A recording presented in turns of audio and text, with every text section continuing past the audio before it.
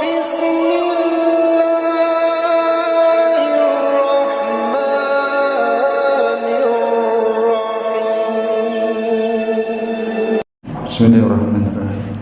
Assalamualaikum warahmatullahi wabarakatuh.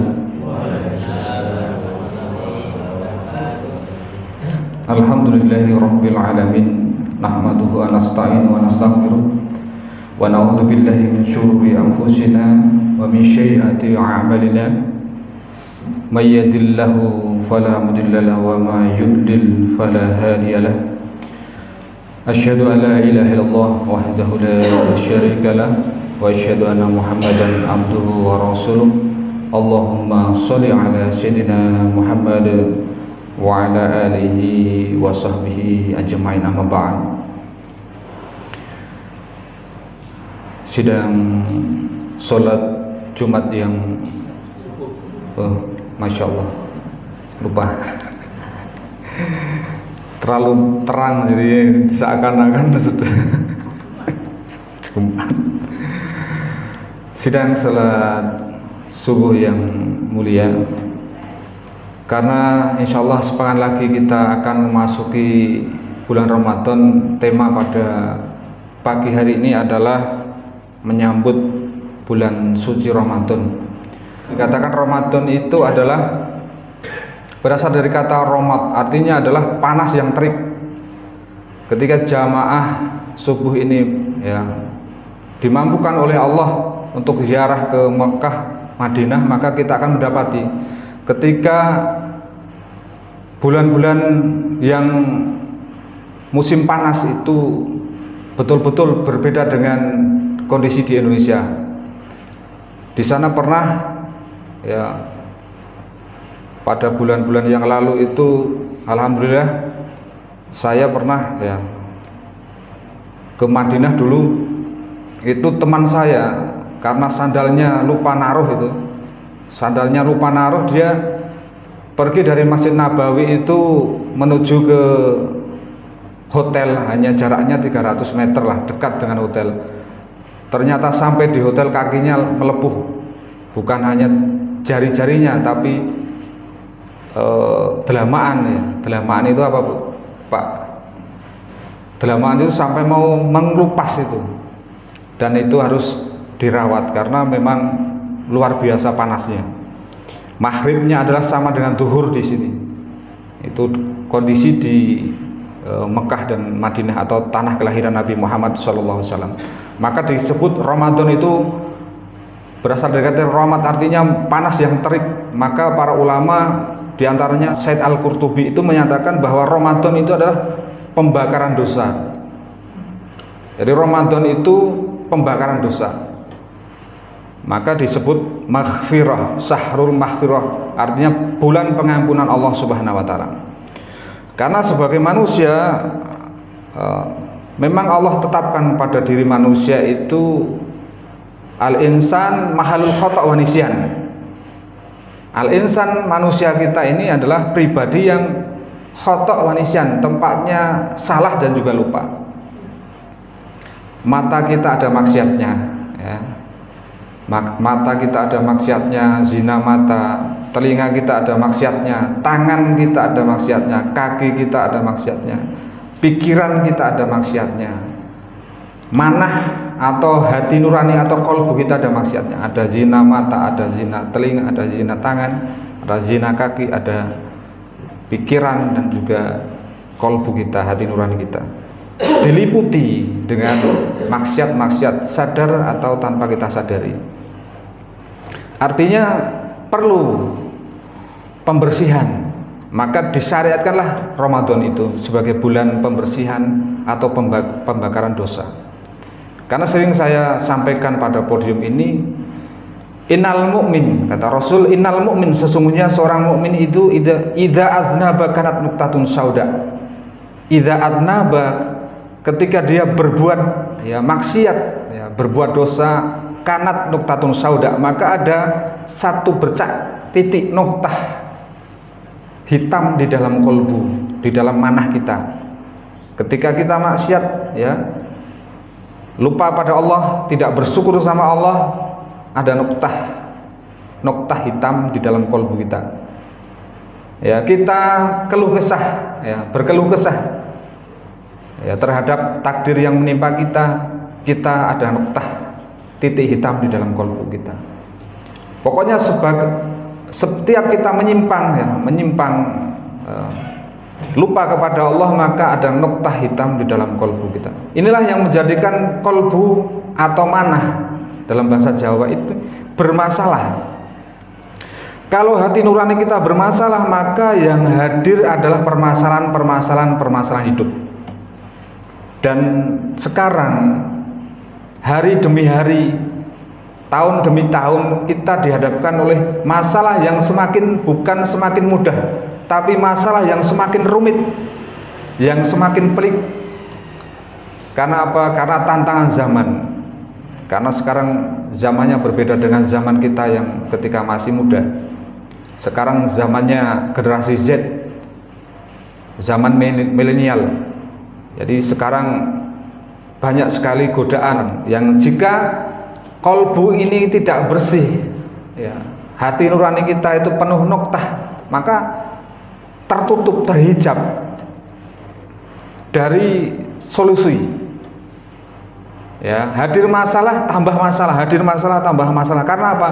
Kalbu yang menghitam, kalbu yang tertutup dengan segala permasalahan dan juga segala kemaksiatan itu. Maka oleh Allah Subhanahu wa taala syariatkan bulan Ramadan itu sebagai pensucian pembakaran dosa. Maka man shoma ramadanan imanan wa ihtisaban ghufir lahu ma taqaddama min dzanbi. Maka orang yang berpuasa dia akan menghapus dosa kita, dan insya Allah kalbu kita akan terbersihkan dengan dihadirkan Ramadan. Allahumma amin ya rabbal alamin. Maka hadirin yang mulia, di dalam bulan Ramadan Allah Subhanahu wa taala menginformasikan kepada kita satu ayat yang sudah familiar dan kita insya Allah hafal. Dan insya Allah kita bersama-sama mengkaji tentang surat Al-Baqarah ayat 183. Allah Subhanahu wa taala berfirman, ya ayyuhalladzina amanu kutiba alaikumusiyam kama kutiba alal ladzina min qablikum la'allakum tattaqun. Ini insyaallah hadirin sudah hafal tentang perintah berpuasa. Di sini Allah Subhanahu wa taala perintah berpuasa ini menggunakan kata kutiba. Menggunakan kata kutiba. Kutiba berasal dari kata kataba yaktubu katban. Artinya adalah kutiba ini adalah ditulis. Jadi ya ayyuhalladzina amanu kutiba, wahai orang-orang yang beriman, kutiba telah ditulis. Ya. Telah ditulis, telah ditetapkan oleh Allah Subhanahu wa taala. Artinya apa? Perintah di sini adalah kutiba ini artinya adalah ketetapan Allah. Ketetapan Allah yang merupakan kewajiban fardu, yang ini adalah perintah ini bukan hanya secara kata, hanya perkataan, tapi tertulis. Ya, tertulis. Karena ada perintah-perintah itu yang Allah Subhanahu wa taala hanya sekedar firmankan, hanya sekedar perintah secara kalam, secara firman. Tapi ini khusus untuk perintah puasa menggunakan kata kutiba, artinya ditetapkan, ditulis, yang merupakan ketetapan Allah, kefarduan bagi kita semua untuk menjalankan puasa. Nah, kata kutiba ini ada beberapa ayat yang di sini saya sampaikan, ada kurang lebih 4. Allah Subhanahu wa taala berfirman menggunakan kata kutiba. Di antaranya adalah perintah qisas. Perintah qisas itu Allah Subhanahu wa taala berfirman, ya ayyuhalladzina amanu kutiba alaikumul qisasu fil qatl. Hai orang-orang yang beriman, telah ditetapkan oleh Allah Subhanahu wa taala atas kamu qisas berkenaan dengan orang-orang yang dibunuh. Ini perintah qisas. Yang kedua adalah perintah wasiat yang Allah Subhanahu wa taala menggunakan kata kutiba karena sangat pentingnya perintah itu. Allah Subhanahu wa taala berfirman di dalam Quran surat Al-Baqarah ayat 180. A'udzubillahi minasyaitonirrajim. Kutiba 'alaikum idza hadara ahadukumul maut anta raka khairal wasiyah. Allah Subhanahu wa taala berfirman, kutiba 'alaikum, ditetapkan atas kamu, ditetapkan oleh Allah atas kamu, apabila seseorang di antara kamu kedatangan tanda-tanda maut, yaitu tanda-tanda kematian, jika ia meninggalkan harta yang banyak, maka kita diperintahkan untuk wasiat, untuk berwasiat. Maka ini pentingnya kita berwasiat. Lalu yang ketiga adalah kutiba alaikumul qitalu wa huwa khurhul lakum. Diwajibkan atas kamu, ditetapkan atas kamu, ditulis atas kamu zaman dulu berperang, dan padahal berperang itu adalah sesuatu yang kamu benci. Jadi ada 3 perintah, dan yang satu adalah kutiba alaikumusiyam, ditetapkan oleh Allah, diperintahkan oleh Allah, ditulis oleh Allah, ya, kita untuk berpuasa. Nah, kewajiban berpuasa ini ternyata zaman Nabi Adam ada puasanya, zaman para nabi disyariatkan juga berpuasa, dan memang puasa dari nabi ke nabi itu berbeda-beda, dan kita disyariatkan berpuasa adalah ada waktunya, yaitu di bulan Ramadan. Maka hadirin yang dimuliakan oleh Allah Subhanahu wa taala, tujuan tadi berpuasa adalah takwa. Tujuan dari berpuasa adalah takwa, dan ini adalah derajat yang paling mulia di sisi Allah Subhanahu wa taala. Allah Subhanahu wa taala tidak melihat banyaknya harta yang kita miliki. Allah tidak melihat cantik gantengnya rupa yang kita miliki. Allah tidak melihat keturunan darah merah atau darah biru kita. Allah tidak lihat itu semua yang bersifat materi, tapi yang Allah lihat adalah kualitas ketakwaan kita di sisi Allah Subhanahu wa taala. Inna akramakum indallahi atqakum. Semulia-mulia predikat derajat di sisi Allah adalah pribadi-pribadi yang merupakan pribadi yang bertakwa. Nah, perintah ini ketika kita berpuasa betul puasanya secara syariat, menjalankan rukun puasa, ya, dengan syarat-syarat yang tidak membatalkan puasa, maka kita la'alakum tatakun, pasti, la'ala, pasti, bukan hanya mudah-mudahan, bukan hanya semoga. Ketika kita betul berpuasa, pasti jadi pribadi yang bertakwa, pribadi yang bertakwa, pasti. Ini jaminan Allah Subhanahu wa taala. Nah, takwa berasal dari kata waqayaqi, wiqayatan. Artinya adalah takwa ini adalah artinya adalah menjaga diri. Takwa adalah menjaga diri. Mengikuti wazan ifta'ala berarti adalah menjadi ittaqo yattaqi tuqoh, artinya adalah jaga diri dengan sungguh-sungguh. Jadi takwa di sini adalah menjaga diri dengan sungguh-sungguh. Menjaga diri apa? Dari berpaling kepada selain Allah. Terus senantiasa orang yang berpuasa itu senantiasa merasa diawasi, ditatap, dilihat oleh Allah Subhanahu wa taala.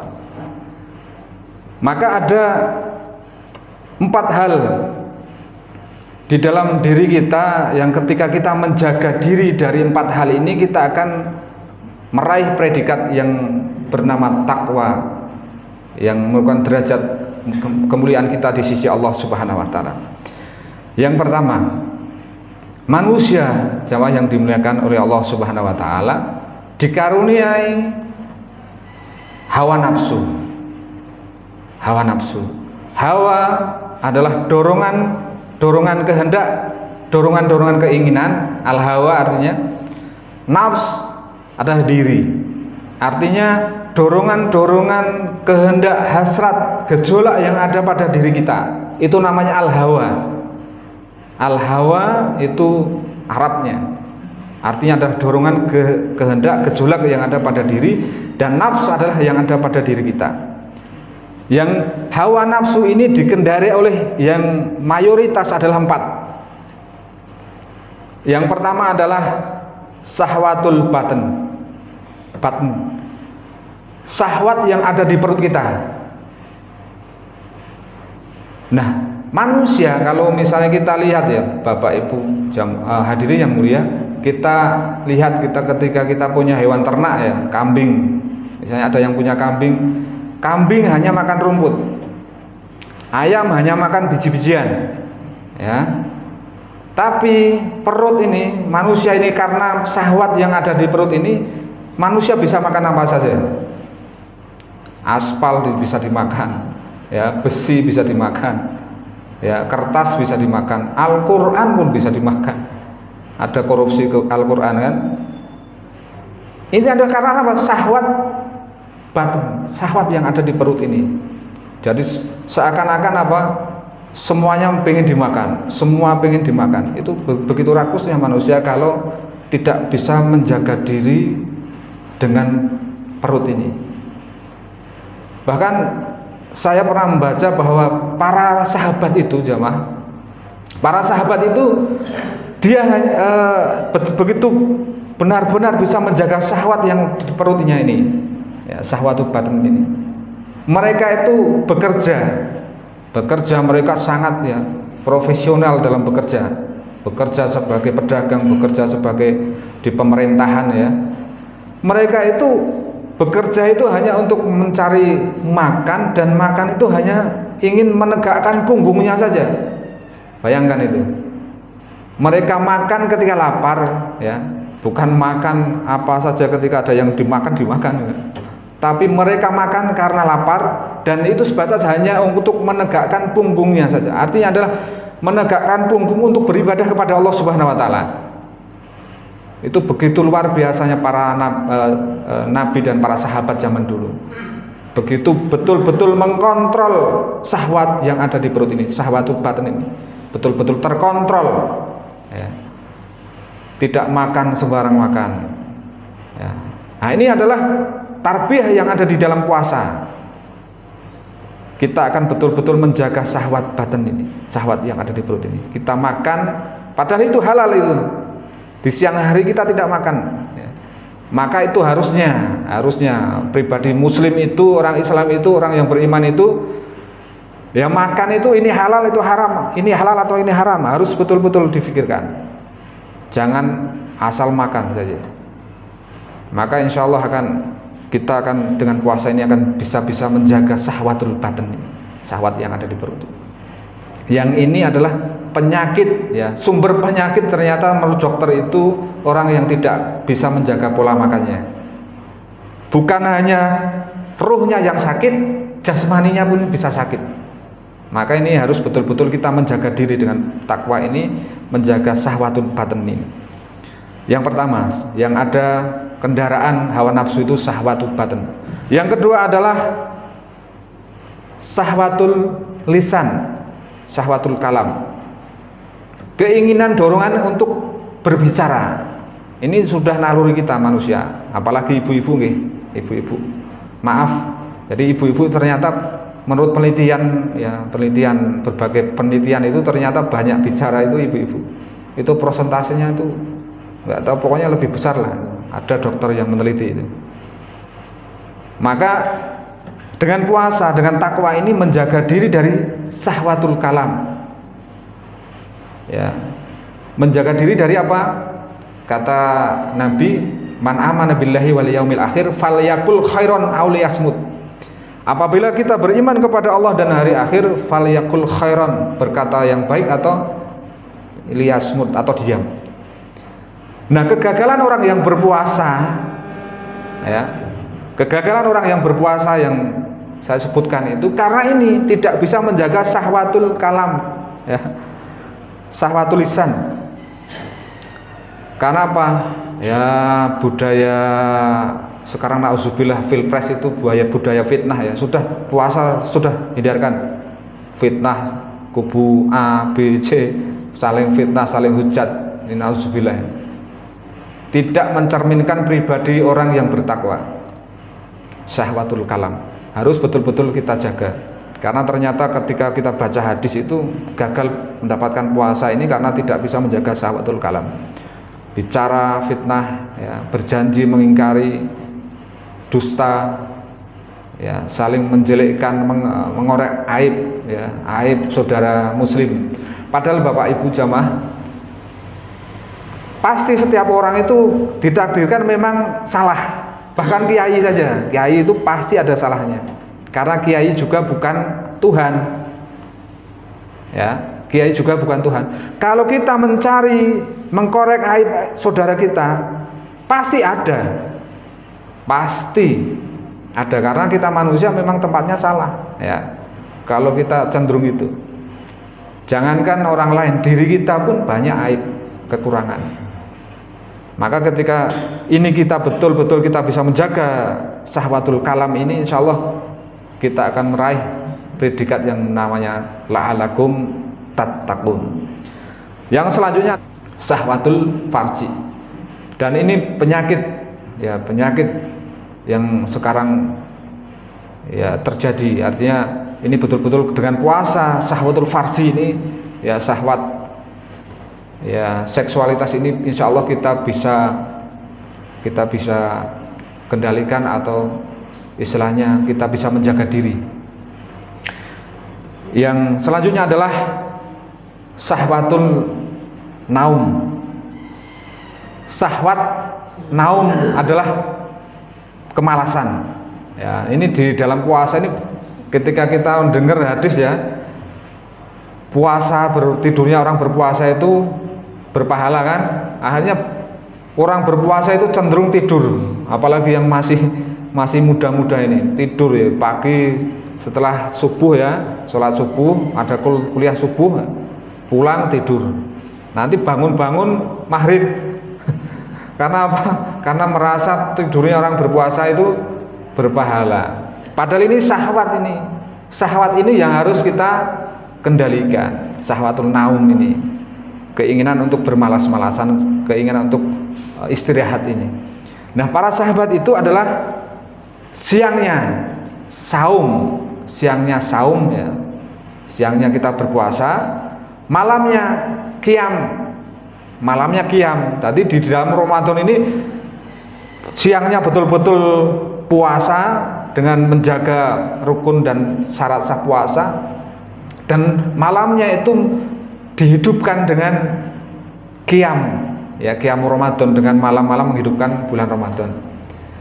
Yang ini hadirin yang dimuliakan oleh Allah Subhanahu wa taala, saya, ya, dulu pernah mau menulis buku malam-malam seorang hamba, ya, malam-malam seorang hamba, tapi sampai sekarang belum wujud karena saya merasa belum mampu untuk qiyam itu tadi, untuk qiyam, untuk betul-betul menghidupkan malam. Karena kalau kita hamba, ya, kalau kita hamba pasti malam itu tidak lebih banyak tidurnya, ya, kalau kita hamba. Tapi permasalahannya kita itu, kalau saya merasa masih makhluk, karena ada makhluk, ada hamba. Nah, kalau saya merasa makhluk itu, saya mau menulis itu kadang-kadang berat, betul. Dan ini insya Allah dengan Ramadan ini, insya Allah kita akan betul-betul menjadi seorang hamba yang malamnya qiyam, yaitu mendirikan malam-malam di bulan Ramadan, dan siangnya itu adalah syam. Nah, insya Allah ketika kita, jamaah hadirin yang mulia, ketika kita manusia ini sudah siangnya siamun nahar, malamnya qiyam, maka insya Allah dengan siam itu kita akan mengendalikan syahwatu batin, syahwatu libido atau seksual, dan juga syahwatul kalam, ingin berbicara, betul-betul kita jaga itu.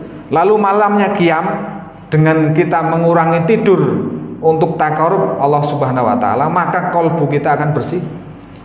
Ya, kolbu kita akan bersih. Nah, dengan kolbu yang jernih, yang bersih, yang suci inilah kita akan menikmati jamuan Allah di bulan Ramadan. Maka insya Allah Ramadan tidak lagi hanya kewajiban rutin, tapi Ramadan bisa kita betul-betul menjadi nikmat batin kita. Itulah hadirin yang dimuliakan oleh Allah Subhanahu wa taala apa yang dapat saya sampaikan.